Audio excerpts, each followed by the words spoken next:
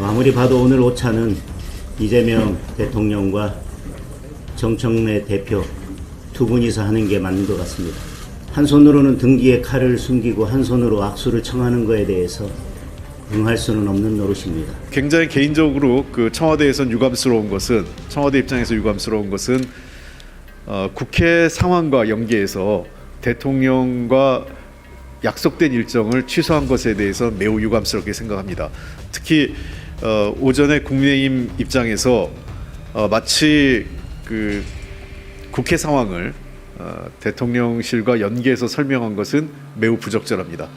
저는 어제 오찬회동 제안을 오전에 받았습니다. 시기적으로 봐서 또 형식이나 의제로 봤을 때 적절치 않은 측면이 있었지만 그래도 설 명절을 앞두고 민생을 함께 논하자는 제안에 저는 즉각 수용하겠다는 답을 드렸습니다. 그런데 어제 더불어민주당은 법사위에서 재판 소원을 허용하는 법률과 대법관 증언하는 법률을 일방적으로 통과시켰습니다. 조희대 대법원장도 그 결과가 국민들께 엄청난 피해가 가는 중대한 문제라고 입장을 밝혔습니다. 그런데 정청래 대표는 그것을 몰랐는지 정청래 대표가 이재명 대통령을 위해 준비한 설 명절 선물이 국민들께는 재앙이 되고 말았습니다. 대통령과의 오찬이 잡히면 반드시 그날이나 그 전날에는 이런 무도한 일들이 벌어졌습니다.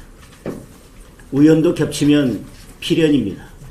정말 청와대에서 내일 법사위에서 그렇게 법을 강행 처리할 것을 몰랐다면 정청래 대표에게 묻겠습니다. 정청래 대표는 진정 이재명 대통령의 엑스맨입니까? 오늘 예정되었던 여야 정당 대표 오찬 회동이 장동혁 국민의힘 당대표의 갑작스런 불참 의사 전달로 취소되었습니다. 이번 회동은 국정 현안에 대한 소통과 협치를 위한 자리였습니다. 그런 점에서 그러한 취지를 살릴 수 있는 기회를 놓쳤다는 것에 깊은 아쉬움을 전합니다. 그럼에도 청와대는 국민의 삶을 개선하기 위해 대화의 끈을 놓지 않을 것임을 분명히 말씀드립니다. 장동혁 대표가 좀 언제 어떻게 어떤 사유로 못 온다고 전달이 왔는지 궁금합니다. 오늘 오전에 비서실장을 통해서 연락이 왔습니다. 그 국회 상황과 관련돼서 어제 아마 법사위 상황과 연계된 것 같습니다. 그래서 그 문제를 이유로 국회 참석 오늘 청와대 오찬 회동이 어렵다라는 뜻의 뜻을 전달해 왔습니다. 청와대는 대화의 문은 항상 열려 있다 이렇게 원칙적으로 말씀을 드리고 싶습니다. 그러나 굉장히 개인적으로 청와대에선 유감스러운 것은 청와대 입장에서 유감스러운 것은 국회 상황과 연계해서 대통령과 약속된 일정을 취소한 것에 대해서 매우 유감스럽게 생각합니다. 특히 오전에 국민의힘 입장에서 마치 국회 상황을 대통령실과 연계해서 설명한 것은 매우 부적절합니다. 국회 일정, 그다음에 국회 어떤 상임위 운영과 관련된 것은 여당이 알아서 하는 일입니다.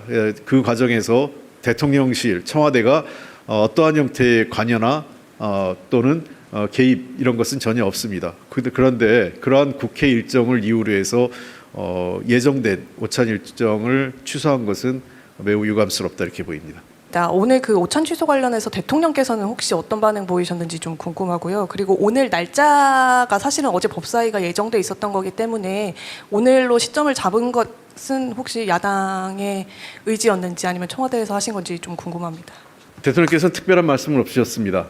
두 번째, 법사위 일정과 오찬 회동 일정은 전혀 관련이 없습니다. 대통령실 청와대가 일정을 잡을 때 국회 상임위 일정까지 다 고려하고 어떤 법안이 통과되는지를 보면서 일정을 잡지는 않습니다.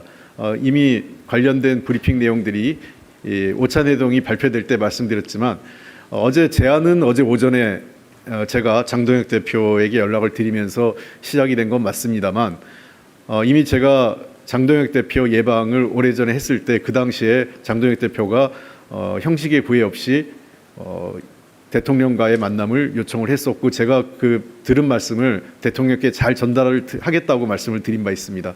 그런 차원에서 오래전부터 대통령실에서 청와대에서는 검토해 왔고 필요한 시기에 설 명절을 앞두고 국민들께 그 국민적 통합에 관련된 좀 더 희망적 메시지를 전달했으면 하는 바람에서 오찬 회동을 준비했던 것입니다.